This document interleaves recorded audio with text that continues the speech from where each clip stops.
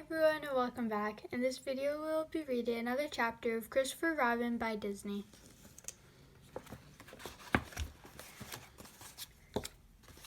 Chapter 10. With a reluctant, rather morose Eeyore in tow, Christopher left the stream and headed back into the woods.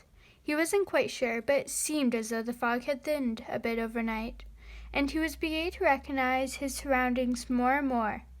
It was as though the 100-acre wood were coming back to life. Well, at least some of it appeared to be. Pushing through a particularly prickly patch of bushes, Christopher stumbled into a clearing in the woods. He glanced around. The place looked vaguely familiar. Then his eyes fell on a pile of wood at the base of one of the taller trees. Owl's house, Christopher said, realizing exactly where they were. It's fallen out of the tree.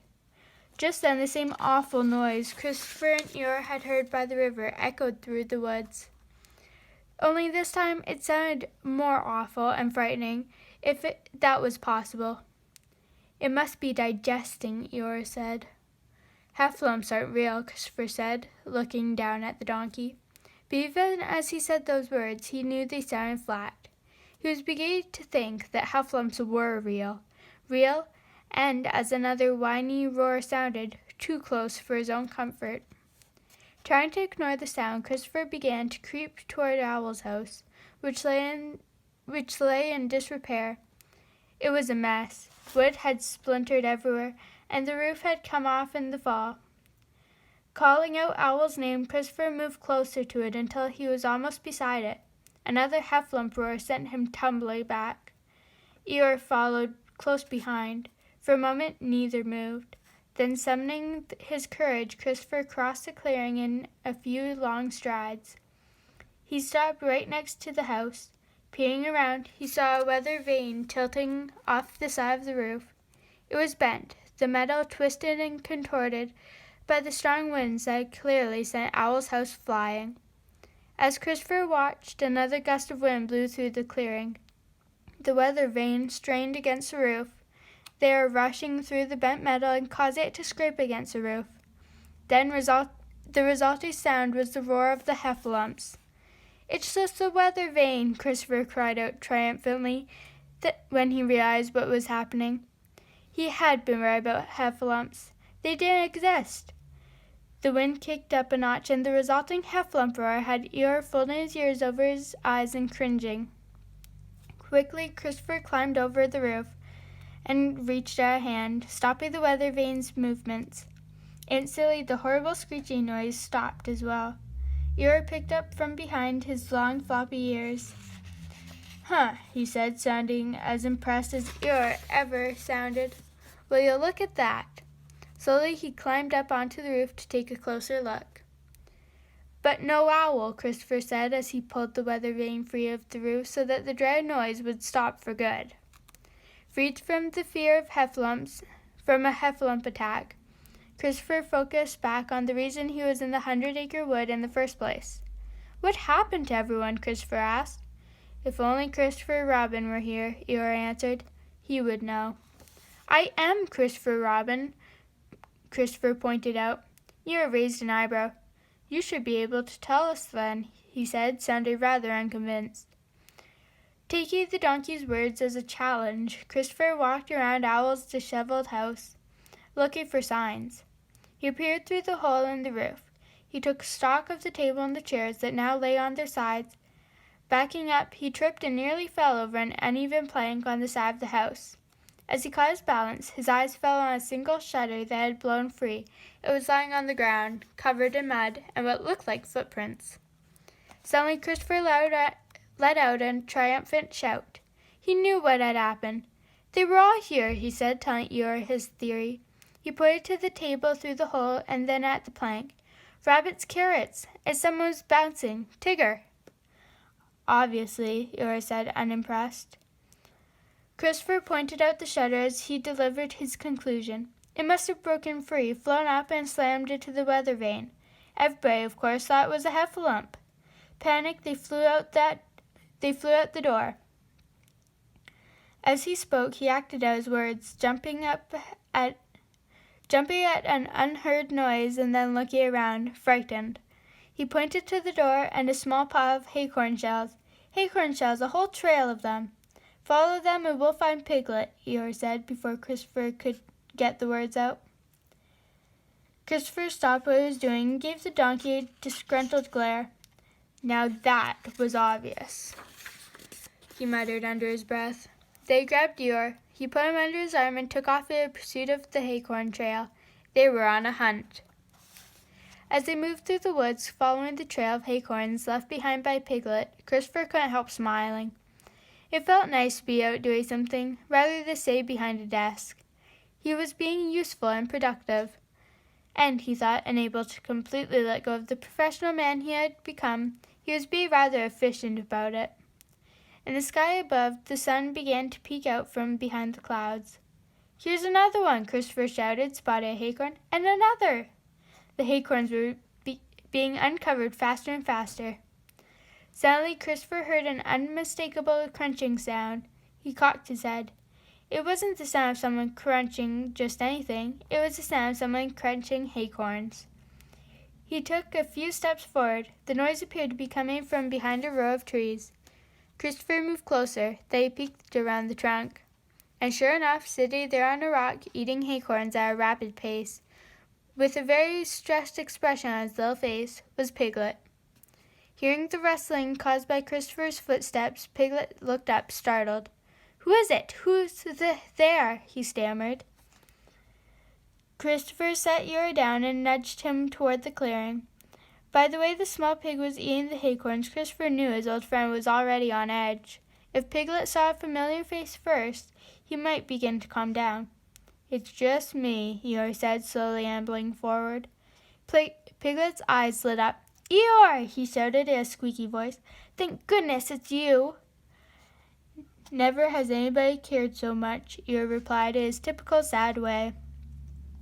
Watching from behind the tree, Christopher saw Piglet visibly relax.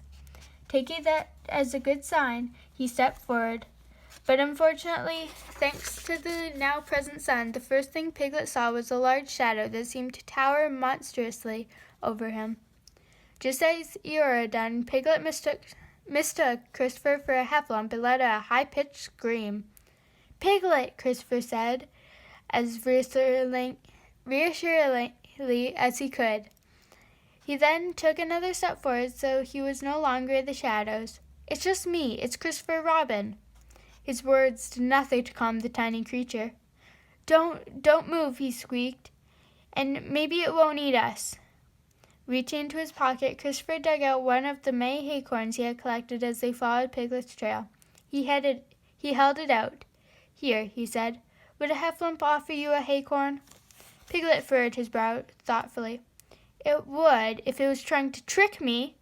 Christopher let out a chuckle, thinking that Piglet had to be kidding. But then, quick as a wink, Christopher grabbed the acorn and took off.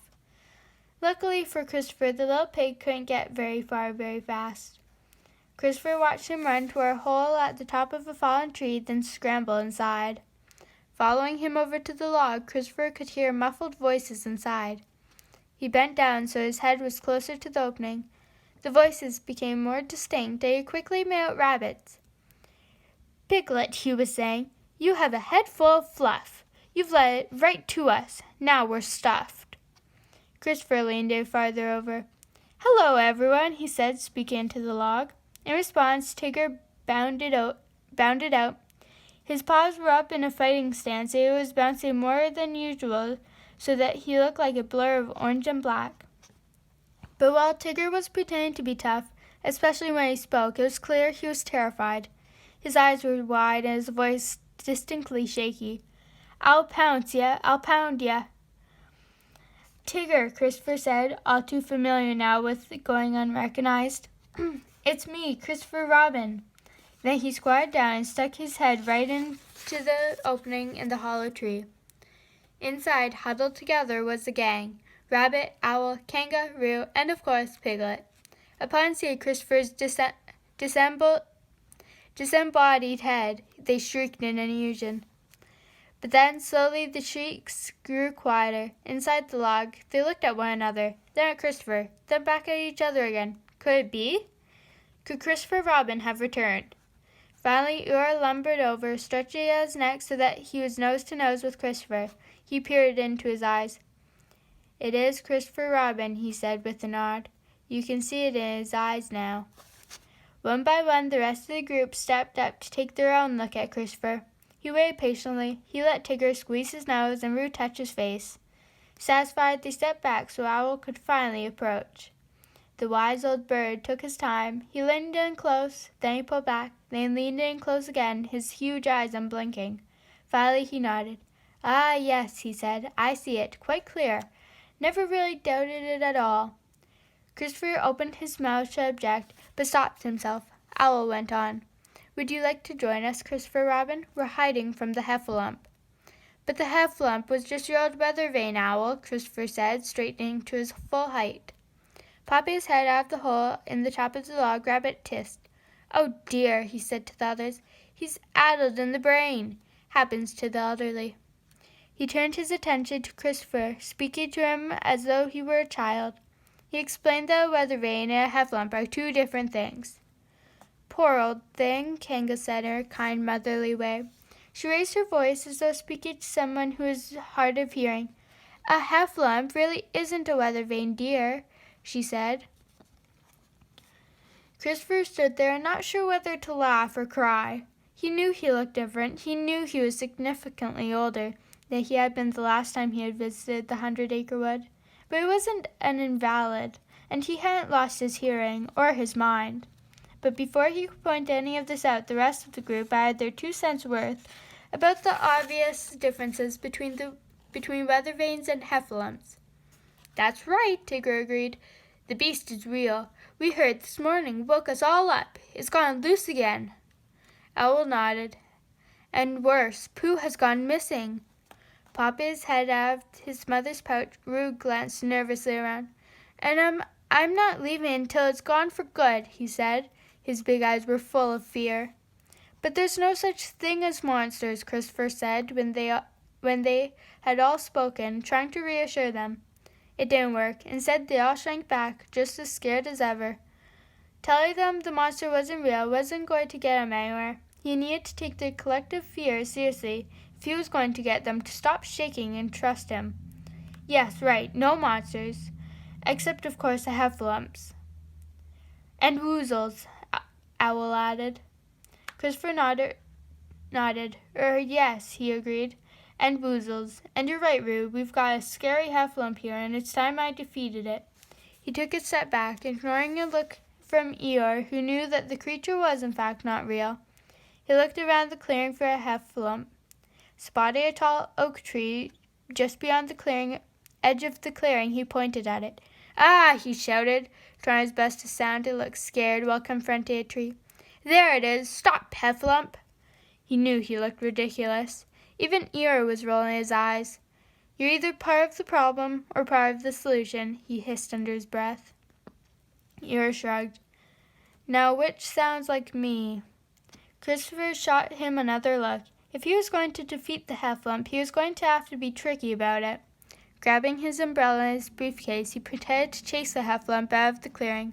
Over his shoulder, he shouted a promise to put an end to the heffalump once and for all. Then he disappeared into the trees. Chapter 11. Thanks for watching. Don't forget to subscribe for the next chapter. See you next time.